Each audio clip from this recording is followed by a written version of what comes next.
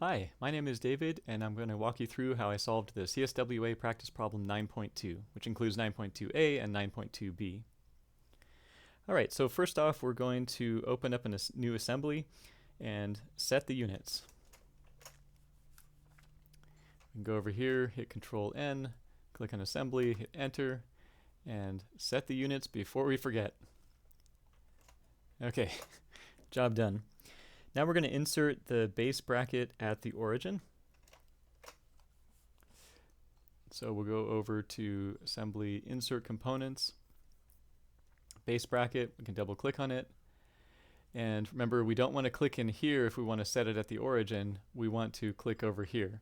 Make sure that you have only fixed first component set. Okay, so we're at the fixed at the origin. Let's go ahead and insert the other components. So I'm going to click here, hold down Shift, and click here to select everything in between those two. Hit Enter. Now we can place these components wherever. Right. Looking good. These are just free floating components. And we want one more wheel, so I'm going to go ahead and hold down Control, click, and drag to make another copy of this wheel. You can also do it by holding down Control, clicking on the part over in the feature tree, and then dragging it out into here. I'll Control Z to undo that. We only want two wheels. Okay, so let's see what we have here. Let's first focus on the wheels. So it looks like with the wheels, and let me zoom in a little bit. Looks like with the wheels we have three things going on. We want to put the wheels inside the bracket. And so what we need is equal spacing between the wheel and bracket. We need this side of the nut to be parallel to this side of the bracket, this face. And then we need the wheel to be tangent to the bottom face of the bracket, the inner bottom face. So let's set up those mates. Okay. What I'm going to do is actually move these wheels over here. Get them a little bit more lined up closer to this side of the bracket. Okay. So let's start by making this curved face tangent to this face right here. And I'm just going to use the Control click kind of method. So Control click on this face. It opens up a little context menu and the tangent button's right there, so pretty nice. Now one thing is that it's not on the right side. It's making it tangent on the other side of the face, which is not what we want. So thankfully there's another little context button here to flip it to the other side. Now it looks a little funny, it's kind of rotated and whatnot, but that'll fix itself once we start setting the other mates with it. Okay, let's do the same thing for this wheel. It's pretty quick. Once again, set it to the bottom, but whatever. We'll fix it. Okay, we'll drag these wheels out a little bit. So let's set up the equal spacing mate. And to do that, what we can do is select the two faces on the wheel. So select this one and then Control select this one. These are the two faces that are going to be parallel to the bracket faces. And then we'll hold down Control still, select this face here, and move over, and this little face right here. And you can see after we've got those four faces selected, a little width mate shows up. So we can click on that, and like magic, it's aligned in the right place. So let's go ahead and click the green check or hit Enter, and it's looking pretty good. All right. Okay, we can do the same thing with this guy here. So we can select. Actually, let me do it a different way, just so you see a different way of setting up the equal width mate. So another way would be, I'm going to enter the mate mode, and I have a mouse gesture set up for it. So right click and drag to the left. If you don't have yours set up, you can customize that. Otherwise, you can just go to the mate icon up in the top over here. So I'm going to go to advanced and then width.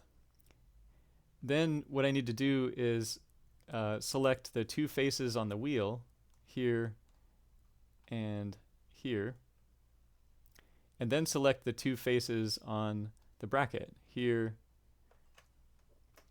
and here. Good.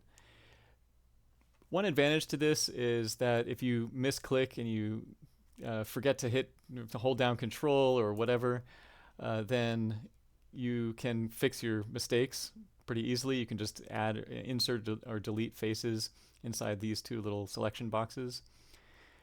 So when you're having to select a lot of different faces, it's kind of convenient to not have to hold, remember to hold Control down.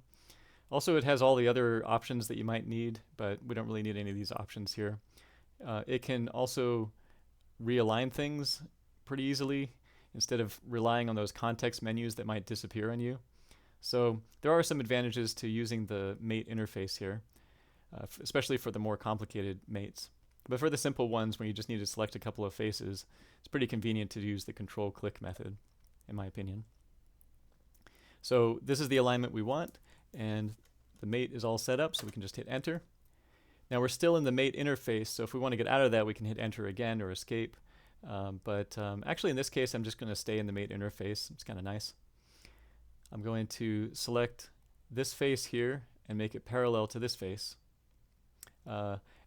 But I'm actually still in the advanced mode, so let me go ahead and clear that out, go into standard mates, and then in this standard mate selection box, I'm going to select those two, and it automatically said parallel, which is what we want. So let's hit Enter.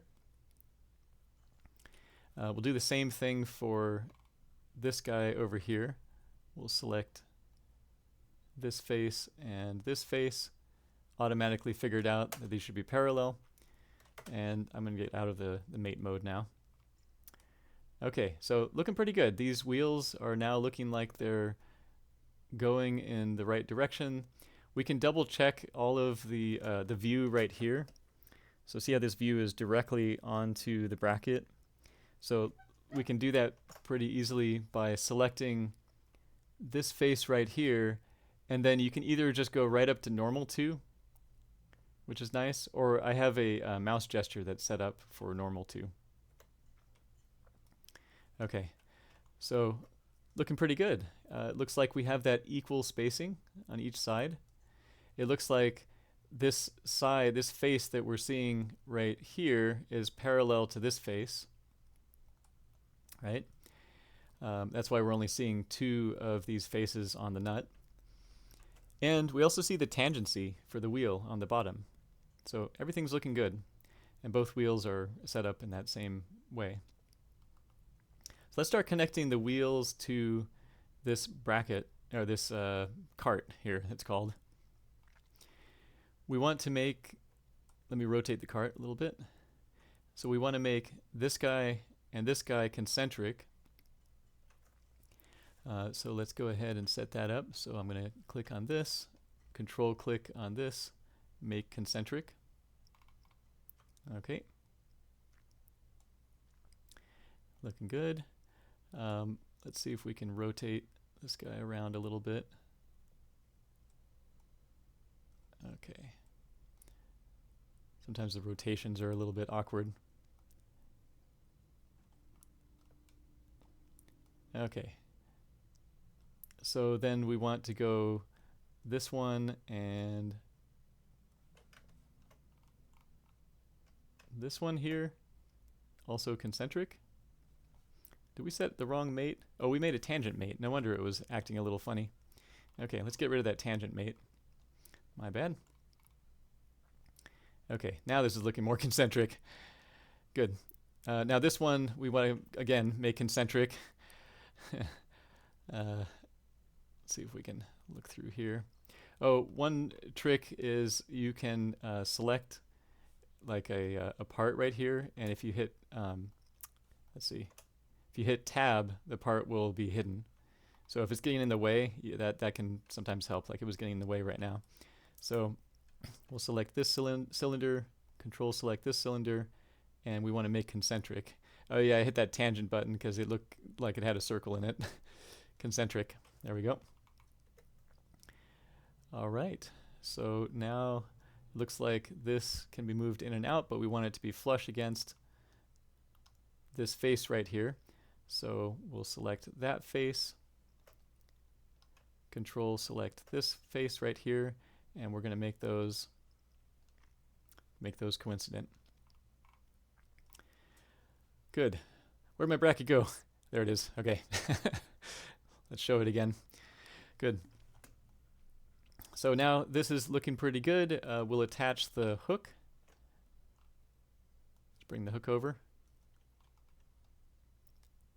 And we'll select this curved face, control click so that we bring up the mate options and make concentric. And then we're going to make this coincident with this. Oops, I think I didn't hold down control. There we go. This one and this one coincident. Okay. So now we got to focus on the hook and its orientation because it can be rotated, right, like this. So let's take a look to see how we need it to be rotated. By the way, one confusing thing about this picture is it looks like there's a hook over here, and that had me scratching my head the very first time I looked at this. Ignore that. I think it's just a mistake that they drew it over there again. So what we want to notice here is that the opening part of the hook is more towards the left. And then if we look directly on, so from this point of view, this detail shows us that the orientation of that little hook is 18 degrees from this horizontal in the picture. So that side of the nut so that face right there on the nut is going to be 18 degrees from that face on the side of the cart. So let's go ahead and check that out over here. We want to make sure that this is more over to the left. So the opening is to the left. And then if we zoom in, and here's where we can use the normal to. So I'm going to click on this guy, drag down to make it normal to, so we have this view. So we want the angle between this guy and this guy to be 18 degrees. So to select the faces, I'm just going to rotate a little bit so I can see the faces. Click on that guy, control click on that face, and then select angle mate. We want that to be 18 degrees. Hit enter, enter. There we go. You can see it rotating nicely. All right, it looks like the hook is pretty well in place. Let's make sure that the cart is left-right in the right place. So looking at what we need to do, we need to make sure that it's 2.5 from the left side of the cart. So that's going to be a distance mate. I'm going to move it a little bit closer. So from this face to this face, we're going to make a distance mate with 2.5 inches. We can see it lining right up there. Awesome. Well, it's looking like everything is pretty good, so we're going to check our center of mass. So our center of mass is 20.15, 1.43, and 1.01. And if you followed the steps here, you would get the same thing with the parts that are supplied in the new CSWA practice problems. However, if you look at the answer key here, it's different. It says 21.02, 1.39, and 0.91. Each of these coordinates are different from the answer that we got. So I figured out what happened here. What happened is that the old version of the CSWA practice problems, the parts of that version, the ones that came in the zip file for that version, are slightly different from the parts that are included in the new zip file with the new CSWA practice problems. And that small difference made for a small difference in center of mass. So you're not doing anything wrong if you get the answer that we got in this video. It's just that the parts have changed. from the old version to the new version, but they didn't update the answer key based on the new parts. So I think it's just a small mistake. Maybe they just slightly modified a part and they just forgot to update the answer. But this is something that I noticed people talking about on various places, like in some other YouTube videos. They were getting the answer that we just got right here, the 20.15 and whatnot. And so when I went back and redid all these same steps that we just did with the old parts, then you get the answer key's center of mass. So the steps are correct, it's just the parts are different. Okay, so with that in mind, let's take a look at part B, which is also going to have a slightly different center of mass answer, but steps are correct. So all we're doing in part B is just changing a couple of the parameters here. So instead of 2.5 inches, we're going to have 19 inches here. Instead of 18 degrees, we're going to have 58 degrees. So all we need to do is update those dimensions. So we can do that by going over into our mates. And for the angle, we can edit it, left click and left click on edit feature. Or edit the mate. We'll go ahead and click and enter 58 degrees. Hit enter and enter. And we'll just enter again. So the hook is now rotated correctly, and then we'll edit the distance. The new distance is 19 inches. Okay. So here we have a center of mass of 23.54, 1.43, and 1.01, which is slightly different, but again, you'll get different results if your parts are different. And so if you're using the old parts, you'll get this center of mass. If you're using the new parts, you'll get the center of mass that we got. Well, I hope this video was helpful. Take care and keep studying.